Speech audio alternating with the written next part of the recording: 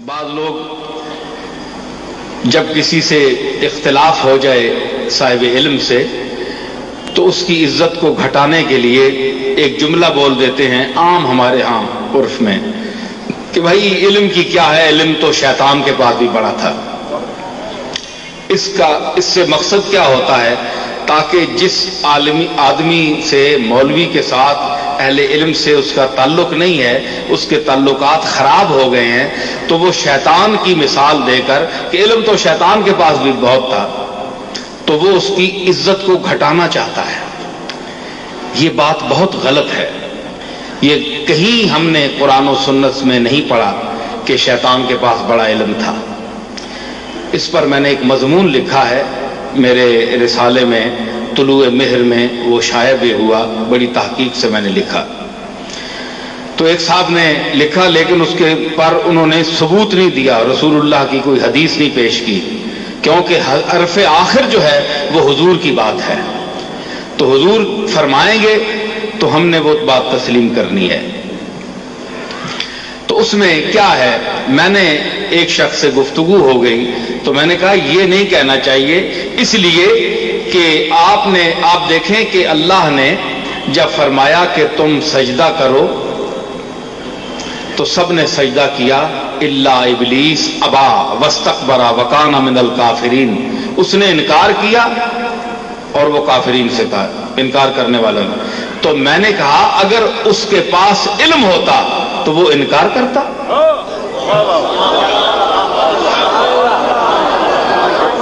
جن کے پاس علم تھا انہوں نے سجدہ کر دیا، انہوں نے سجدہ۔ جس کے پاس علم ہو وہ انکار نہیں کرتا، اور جو مالک ہے کائنات کا، جس نے ابلیس کو پیدا کیا، جو انکار کرنے والا ہے اس کا خالق بھی وہ ہے، اور جس نے پیدا کیا ہے، جو حکم دے رہا ہے، اسی کے سامنے انکار کر رہا ہے۔ تو انکار کرنا پھر مالک کے سامنے، خالق کے سامنے، کیا یہ علم اسی کو کہتے ہیں؟ آپ کو علم ہو جائے کہ اللہ فرما رہا ہے تو آپ مان جائیں۔ علم کا کیا مطلب ہے؟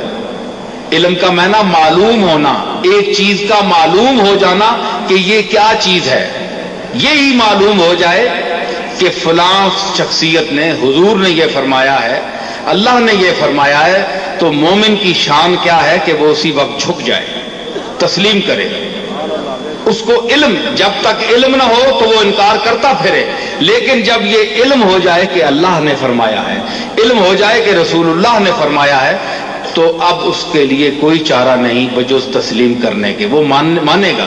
اور یہ دلیل ہوگی کہ یہ علم رکھتا ہے کہ اس کے علم میں یہ بات آ گئی کہ اللہ نے فرمایا ہے، تو جب یہ بات آ گئی تو وہ عالم ہو گیا۔ کیا اس معنی میں کہ اس کو علم ہو گیا؟ عالم کا یہی معنی ہوتا ہے۔ اس حیثیت سے کوئی آدمی جو ہے وہ دنیا میں جاہل نہیں ہے، کچھ نہ کچھ تو انسان جانتا ہی ہے نا، عالم وہی مانا۔ تو اس وقت سب سجدہ بھی دے رہے ہیں، وہ کھڑا ہوا ہے، اکڑا ہوا ہے، اس نے کہا میں نہیں کرتا۔ تو میں نے کہا انکار کیا تو انکار علم کی دلیل نہیں ہے، اور انکار وہاں ہوتا ہے جہاں خوف نہ ہو۔ آپ ذرا بولیے، میں تاکہ سمجھتا رہوں کہ آپ بول رہے ہیں، سن رہے ہیں میری بات۔ انکار وہاں ہوتا ہے جہاں خوف نہ ہو۔ تو اللہ نے فرمایا کہ انما یخشی اللہ من عبادہ العلماء، کہ مجھ سے علم والے ڈرتے ہیں۔ تو ابلیس اس وقت نہیں ڈرا، لہذا نہ ڈر کر اس نے انکار کر دیا، تو ثابت ہوا کہ ابلیس میں علم نہیں تھا۔ لہذا جو لوگ علماء کی توہین کرنے کے لیے یہ جملہ بولتے ہیں کہ شیطان میں بھی بڑا علم تھا، شیطان وہ پنجابی میں آ گیا، تساں نے وڈیاں وڈیریاں کو پڑھ نہ رہا اسی، اساں تے نہیں پتا۔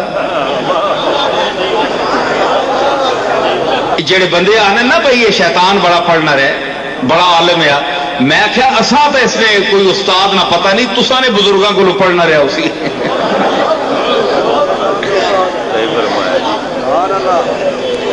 تو یہ جملہ علماء کے لیے نہیں بولنا چاہیے، یہ توہین ہے علماء کی۔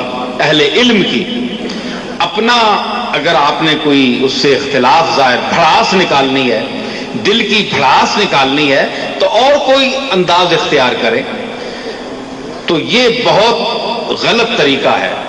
اس کی زد میں بہت بڑے بڑے لوگ آتے ہیں، کیونکہ علم والے بڑے بڑے لوگ گزرے ہیں، اولیاء اللہ گزرے ہیں، ائمہ گزرے ہیں۔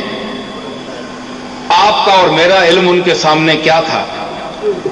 لیکن اگر یہ جملہ آپ کہتے ہیں تو اس کی زد میں وہ بھی آتے ہیں، تو مطلب ہے انہوں نے ایسی چیز سیکھی جو فضول چیز تھی، جس کی آپ اٹھا کر جس وقت جی چاہے آپ اس کی توہین کر دیں، تو یہ غلط بات ہے۔